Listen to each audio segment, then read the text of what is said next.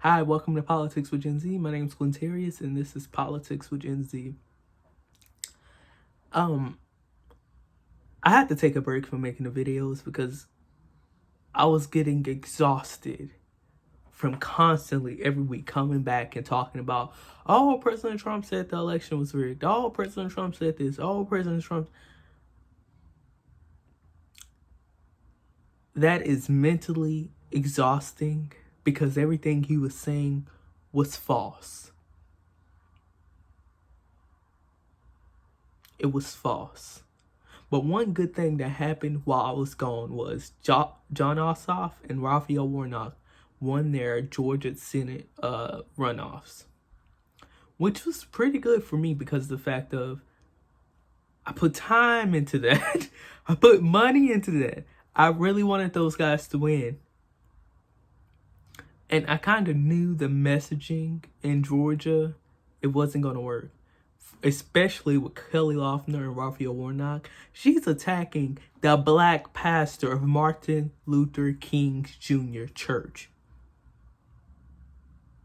Martin Luther King Jr. is a big figure. Well, he's a big figure in general, but like in Georgia, he's like important. And you're attacking the pastor of his church. That's a little... And I honestly felt like she was race baiting, like, basically, and this is my opinion. You may not feel like this, but I felt like she was basically saying, don't let this black guy go into the Senate. She basically was trying to say that he was a radical Negro and not a radical liberal. That's just my opinion on that. And I didn't want to talk about this, but it's important that we do talk about this and we condemn it.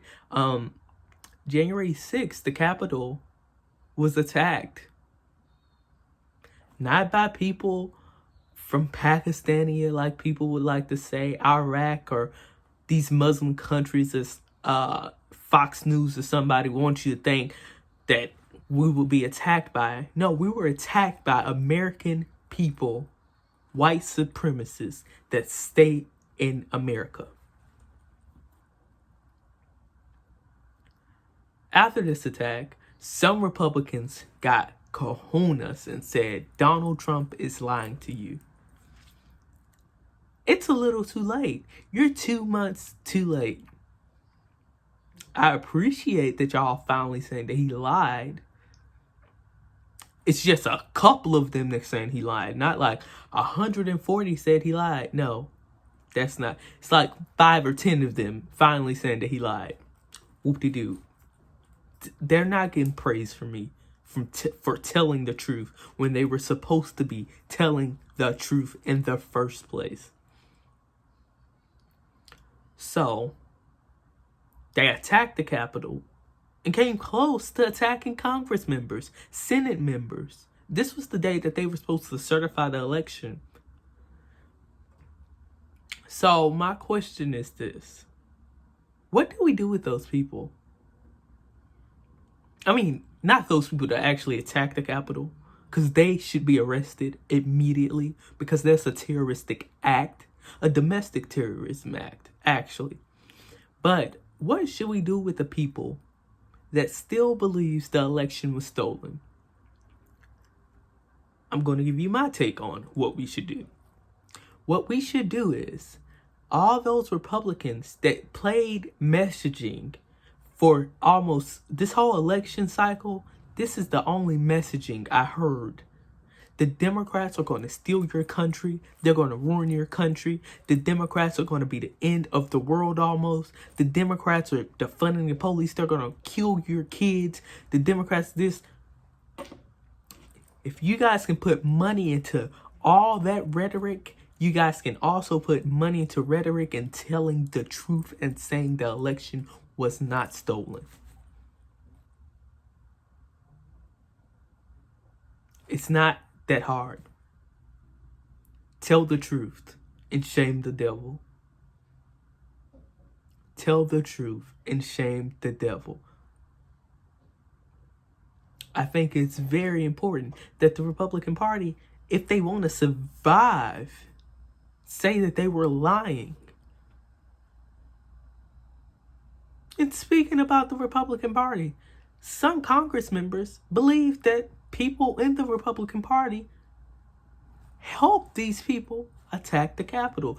I am not saying it's true or not. I don't know. I'm not a FBI agent. I cannot say if it did or did not happen. What I am going to say is, if that's the case, they need to be expelled.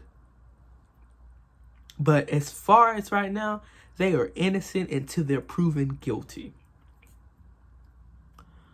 But going back, they put so much messaging into the election was stolen that they could put more messaging into the election was not stolen. It was a fair and free election.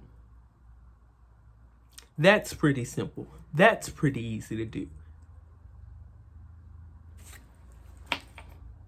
If you were an honest person, it would be easy for you to do.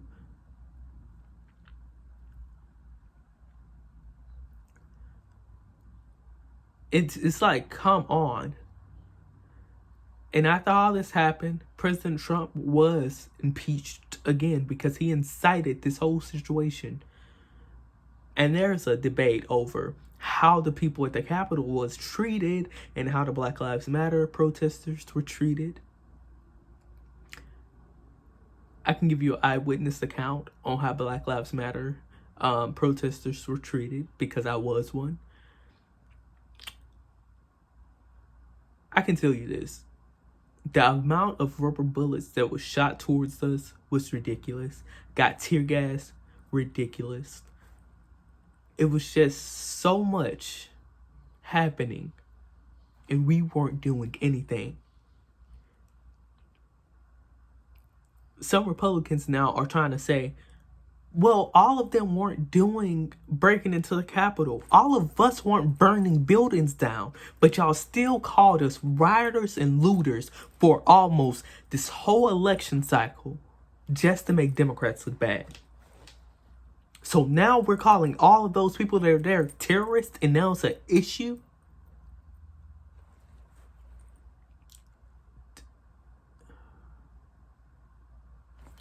And the Capitol Police, I don't know how to explain what I'm about to explain. Some of them were there to do their job, and other Capitol police officers were there to enable white supremacists. That's the best way I can give it to you. The best way. The best way I can give it to you. At this point,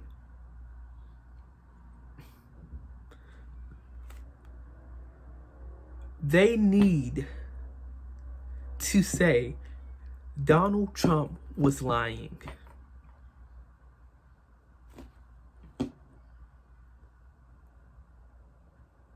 And it was reported by the New York Times that Donald Trump was hidden at making his own political party, the Patriot Party, which is kind of insane because of the fact of he's leaving with an approval rate of 38%. 38%. That's the lowest percentage a president ever went out with. So do he really... Well, actually, I'm not even going to question, do he really think that he can start his own political party? There's still people thinking that Donald Trump's going to be president. I kid you not. It's still people that believe that Donald John Trump's going to be president for the second time. He is not going to be president for the second time, but he did get impeached for the second time, and is the only president in the United States history to be impeached for a second time. And now Republicans are calling on Joe Biden for unity, which I think is the most... It's a good thing that they're calling for unity, but after 4 years of division, now you guys care about unity? Now you care? When your ass is on the line, you care about unity? When your party's on the line, you care about unity? When your checks from all these corporations are online, now you call for unity? Where was this unity call when COVID hit? No, what you guys did was turn this into a blue state, red state bullshit. And it wasn't. The whole country, every state, people are dying. And Republicans were saying, well, look at the blue states like California and New York. Because you know it's all the Republican red states in the South that just don't have common sense that believe all this dumbness.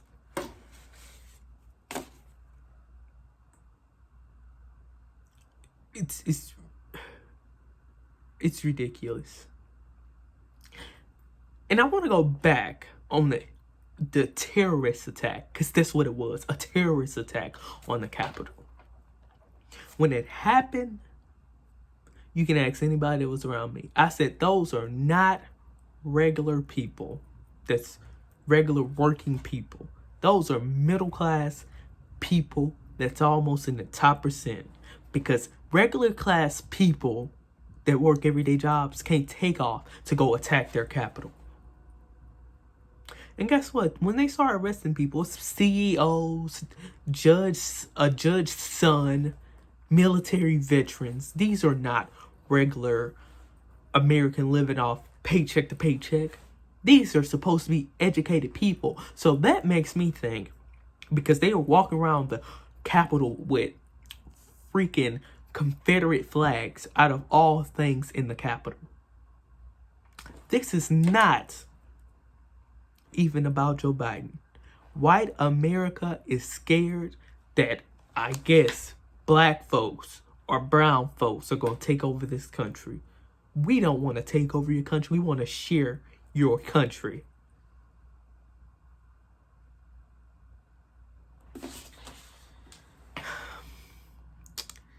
I'm going to pause on that. Today was a very special day, guys. It's January 20th, guys. Do y'all know what January 20th is? It's Inauguration Day. Kamala Harris and Joseph Biden was inaugurated today, which was like the best thing to see for me, because I'm a black boy that was raised by black women. So seeing a black woman in office just made me feel like, oh my God. I remember like snippets of Obama being inaugurated, but I can actually remember, like, I know that I know everything that happened with Kamala being inaugurated. So this is like one of the things that's just like, so I'm really happy about her.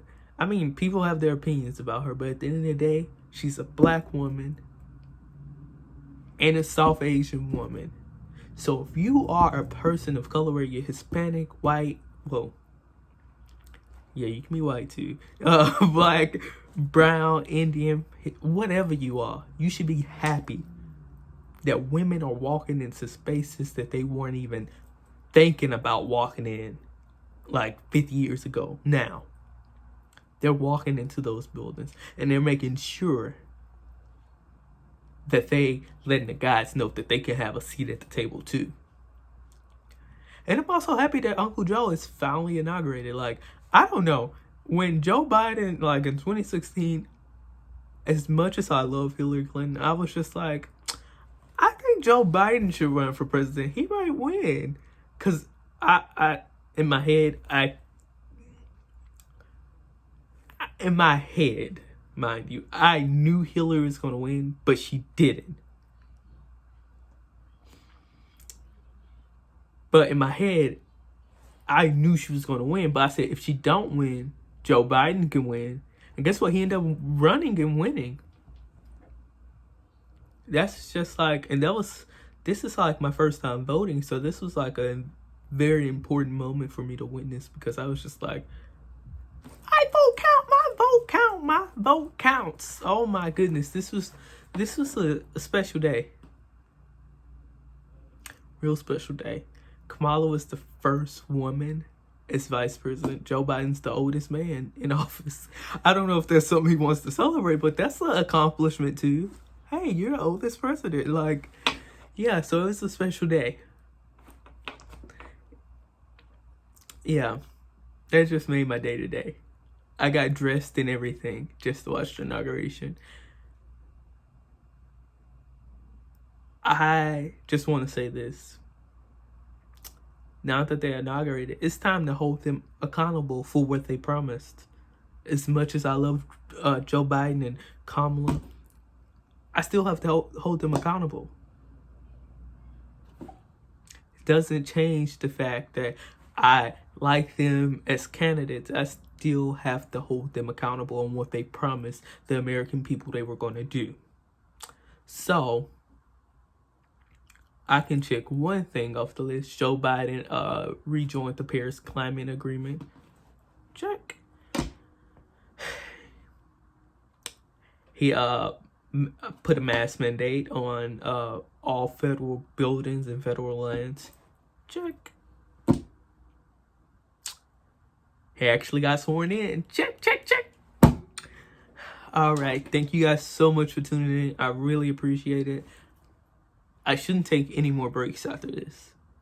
So make sure you like, subscribe, share. Tell people to come watch this. I would appreciate it. And make sure that people get engaged with politics. Politics is everywhere. You can't run from politics. It's chasing you. Thank you so much for tuning in to Politics with Gen Z. My name is Quintarius, and thank you again.